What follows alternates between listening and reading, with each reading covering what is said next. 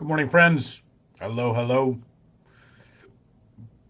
How are you this morning?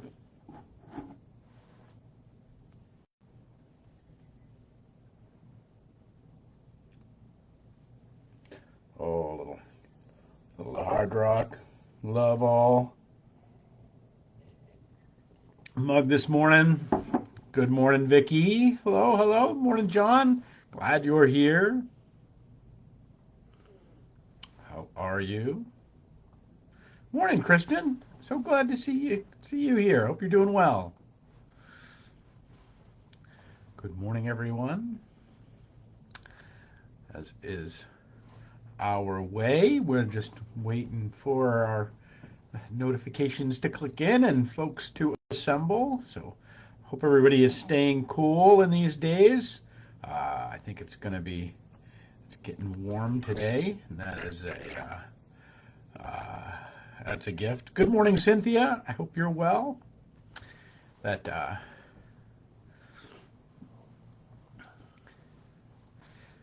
Good morning, Sherry. How are you? Great to see you. Glad you're here. Everybody is doing well this morning. Somebody asked where my Hard Rock mug was from, and this is actually the 30th anniversary mug. So, I think it comes from London, the original in London, I think. So anyway, there's a lot of them. Um, but yeah, so I always love I always love to try and get the Hard Rock experience, no matter if I'm out and about, because it is true. You never do know who's going to walk through the door there, and I always kind of imagine there'll be somebody fun kind of hanging out. So, morning, Bonnie. Glad you're here. Sharon, good morning to you. I hope you got your birthday song yesterday. Oh no, Macy has a bad infection. Oh goodness. Oh, that's awful. Sorry to hear it, Vicky. And that is a frustration for sure. Good morning, everybody. I see a couple more folks lining up, and we'll get going here this morning. I trust everyone is holding on in these days as summer seems to have come early. Good morning, Yvette. That um, and the warmth of the days, for sure.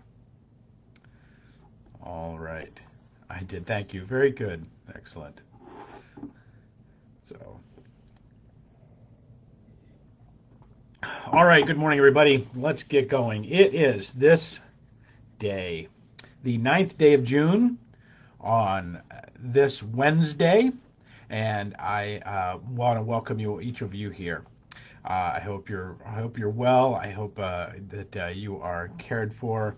I want to begin our time today actually by, one of the things that this community has become over this time of 16 months it is a community of prayer that we have prayed for each other. We have reached out when somebody's hurting and somebody's been in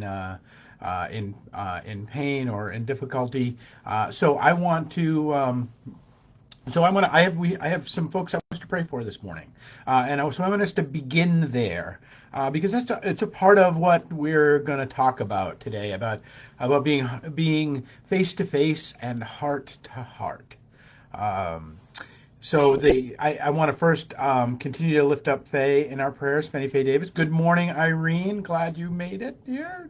But she was in an accident, and somebody was hurt in that accident, not her, but also that we pray for that person that they know healing and recovery. If you've ever been in an accident and had any injuries at all, whether yourself or other, you know how kind of unsettling that can be. So please hold her in your prayers. Also, Nancy and Bob Costa, both of them have have gotten sick right now, and they're kind of waiting on testing for some of them and the like. But it may very well be COVID, so they're kind of locked down right now, and they're all doing they're weathering it fine, it seems, but they're sick, so we'll pray for them. And also Nancy's dad, especially, who has been especially hit with this, and he's been suffering from cancer as well. So Nancy and Bob and Fanny Faye and Nancy's dad, if you hold them in your prayers as well.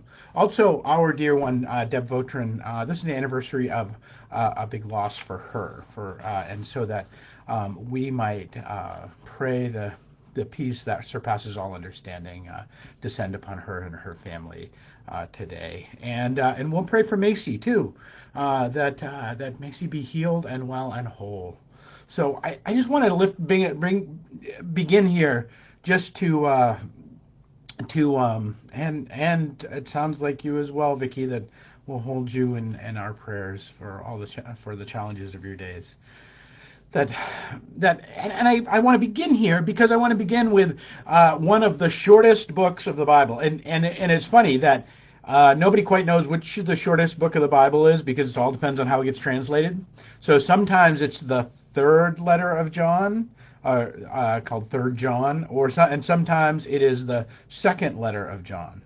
For my daughter Jessie, yes, please hold Jessie in your prayers as well. That her whole family is going through a lot, so do hold them dear and lift them up to our Lord and God. So thanks. And if you have other folks in here that we should lift in prayer today, please do, because that's part of what I want us to encounter today a little bit. Whether we're here live with us right now, and you're and me here at 282 Rock Street, and you wherever you are, that we might be joined as a community of prayer, or we might, in the grand way that prayer transcends all time and space. That is, if you catch this later, or maybe this is the first thing you're hearing, first time you're hearing us, that you have the opportunity to come and pray and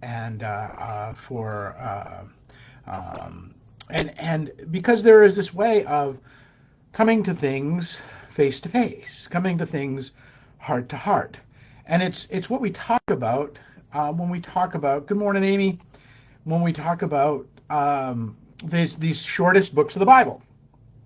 So we don't know which is the shortest, the second letter of John or the third letter of John, because it depends on how it gets translated. But it depends on which language it's in, whether it is shorter or not. But it's about 300 words ish. So, and I'm gonna read you. I'm going to read it to you, and I'm going to read it to you today because it's got a few things in it that I think are just critical for our age right now. Now, we got to remember, like, what was John up to? So we've got John, who is he's the author of the Gospel of John. So we've got all of the Gospel of John that he's coming from, and he is pastoring these churches that are out on the periphery, and he writes them letters. He writes to the church, these wider churches, letters. He also writes Revelation towards the end of his life, and so we have all of these. He's a prolific guy in terms of New Testament presence. He's got a lot.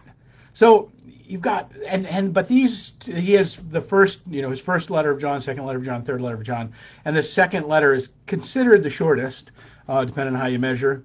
But and it is this one-hit little letter that he sent out, and scholars believe that this wasn't just sent to one church, to one group of people, that this was actually a letter that was to the whole church. You'll hear this translation I'm going to use is called the Message translation, which I don't, sometimes I like it, sometimes I don't, but it has a particular application.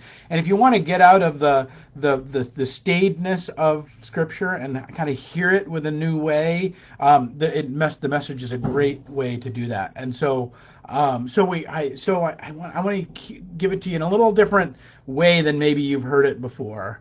If you've ever heard it, but I mean, even in a way that you've heard Bible before, that it kind of opens up the text a little bit. Pastor by the name of Eugene Peterson came up with this, and it's been controversial whether or not it's like actual translation, or is it transliteration, or is it just kind of him making stuff up. But it's a legitimate translation. Like, there's a legitimate decision to be made about the meaning of words and the words that he's placed. So it gets downplayed sometimes. Anyway, that's more than you need to know about the translation. But it's not because of where we're going today, because it's about how we communicate these things and about how we are present with each other. Because it's right down to where we are right now. I've talked with any number of people over the last week about how just glorious it is to see faces.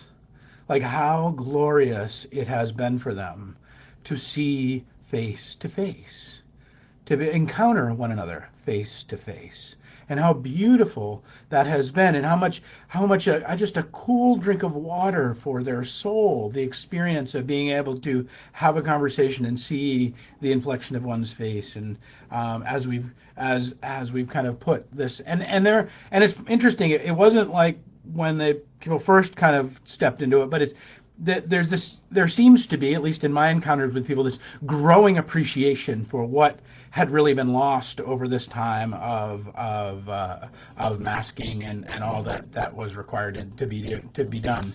There's this way in which this beauty of what has, and I think of what has been bringing forward. So, and I think it's right at the heart of what the second letter of John, the shortest book of Bible, is driving us toward. So hear this.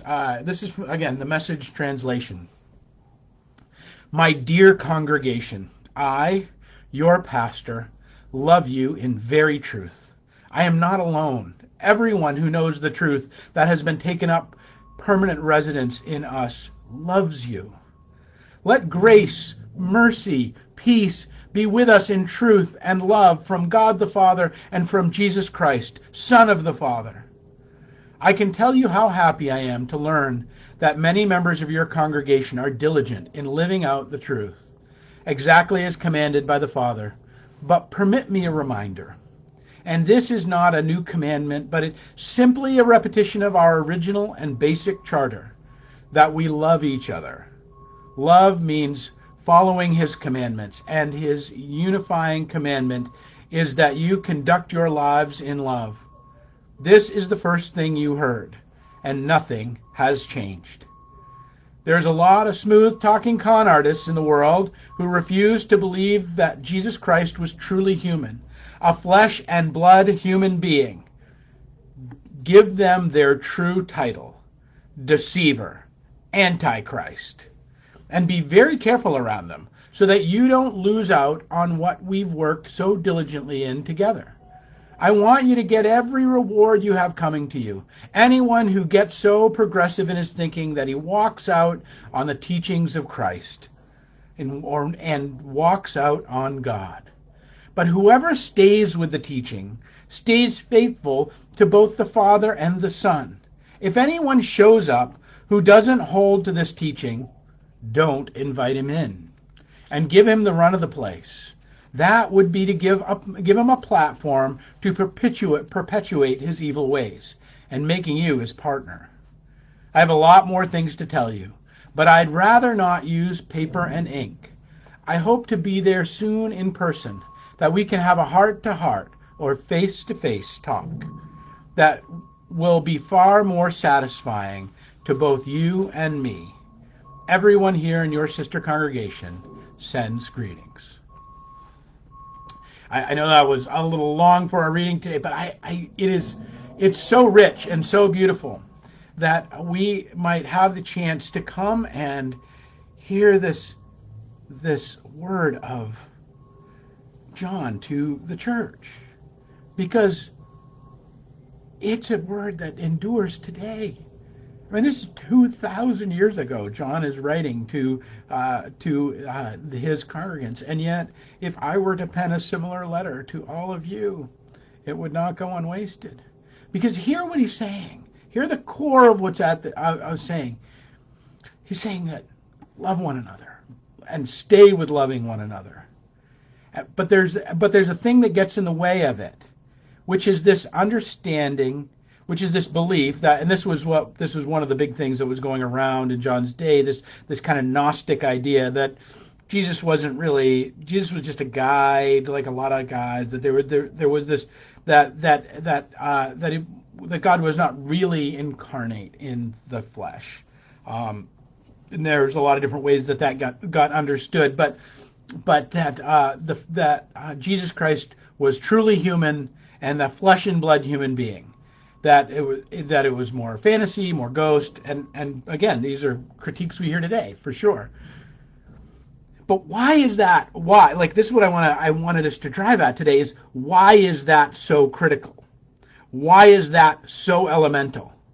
That God came into the world in flesh, and that God was in the world in flesh, that Jesus Christ came into this world and was present in flesh and bone and blood and died and was resurrected and ascended. Why is that? I mean, we have all of Jesus' teachings. We have even all that Jesus did in a cosmic way, however we understand that. Why is that very piece the Antichrist? And I think it comes to what I started us with this, our notion of the relief of what it is to see another's face, as we have been kind of released from the masks of the world. That I think that it's this way in which we've come to understand that showing up face to face, showing up, and even more face to face, showing up heart to heart, is actually the most powerful and most important and most real thing that any of us can do for each other in our lives. And that we have any number of things that are working against that right now. I think a huge piece is our relationship to media and what we do with the media and how we, the way, I love the way that one of the reasons I wanted to read the Message translation I want to talk about is and be careful around them so you don't lose out on what we've worked so diligently together. Be careful around folks who would tell you other than Christ is present when you and I are face to face. That our injunction, and that the John's injunction to say, if somebody shows up without this teaching, without this simple idea that you and I, that we might love one another, and that we might be about love for each other, and that we might be about in the business of love for each other, and that in the cornerstone of that is Christ Jesus present with us. If you hear somebody, don't let them in. Friends, how often is media giving? And I'm not saying don't be informed about what's going on in the world, but I'm saying how often media is offering us a fear narrative, is offering us a narrative a narrative of division, is offering us an idea that things need to be separate other than together. And how often is and even more personally, and none of this is I think held for us in this kind of super intentional way. But I mean, I'll give you an example. I have a couple that I married years ago, who they came up through as texting began, and they were texters, and they communicated through text. And they came to me with their marriage in crisis, and I started to just look at what they were doing and how they were doing it. And what I discovered is all they did was text each other all day.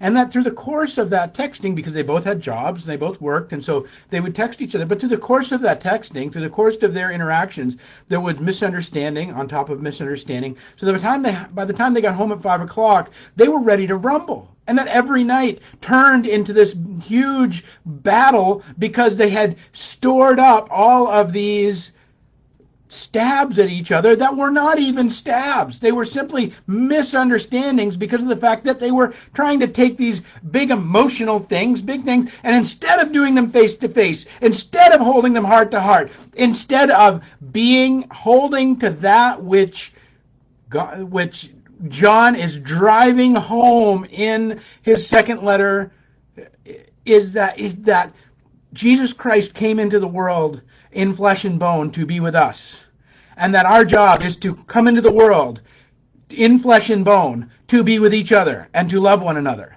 That's what he's saying.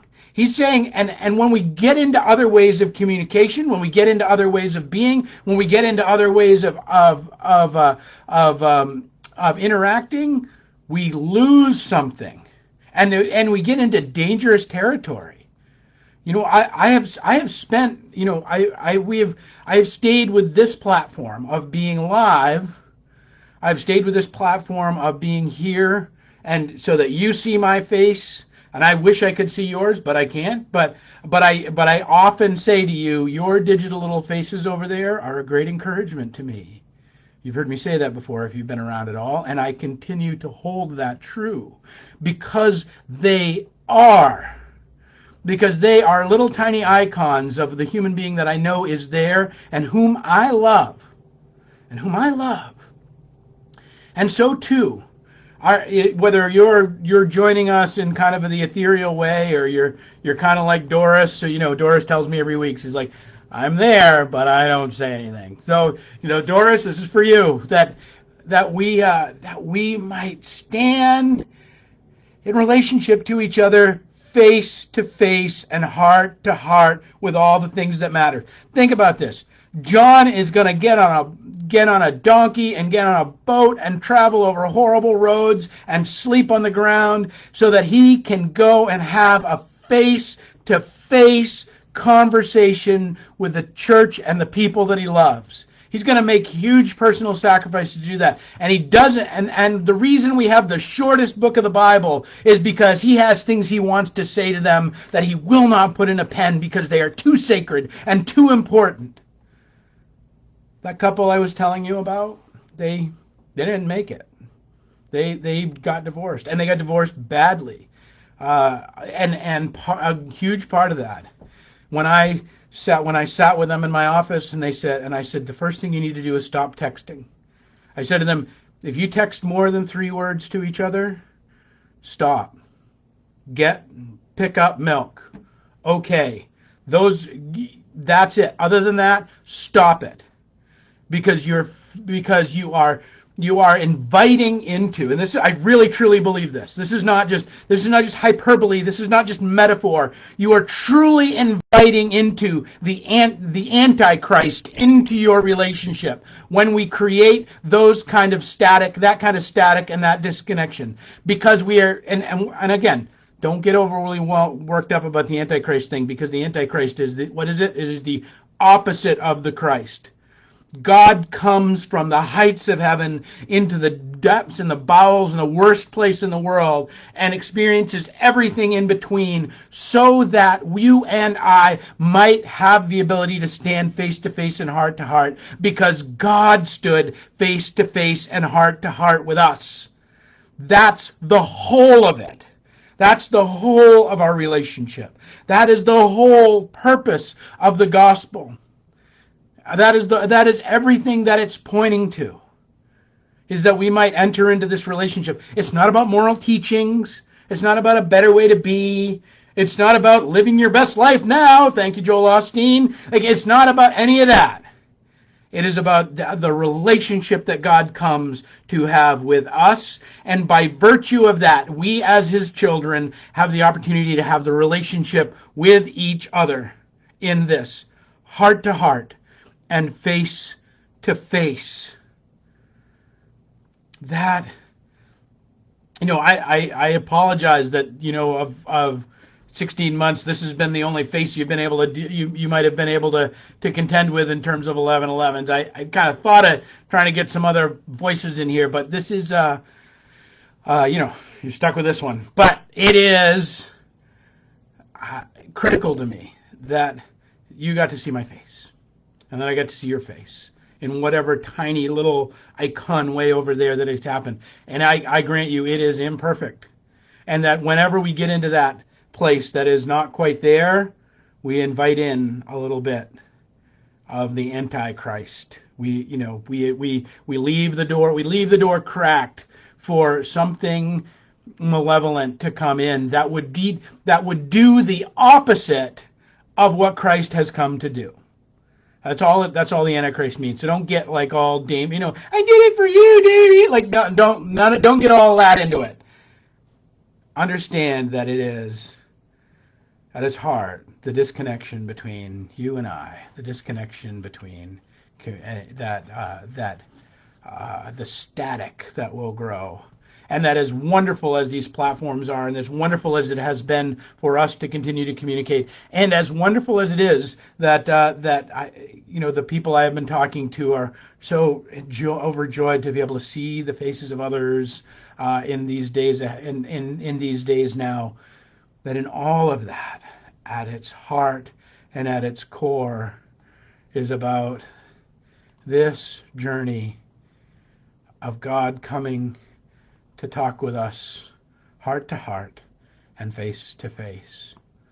And it's why I wanted to begin our day today with our prayers, because at its basic level, it's what our prayers are, is our sitting down and talking with God, our opportunity to bring our concerns and our love and our worries and our cares in a heart to heart and face to face way to the one who made us, to the one who creates all things, who knows all things, and who endures all things, and who has brought all things of goodness to us.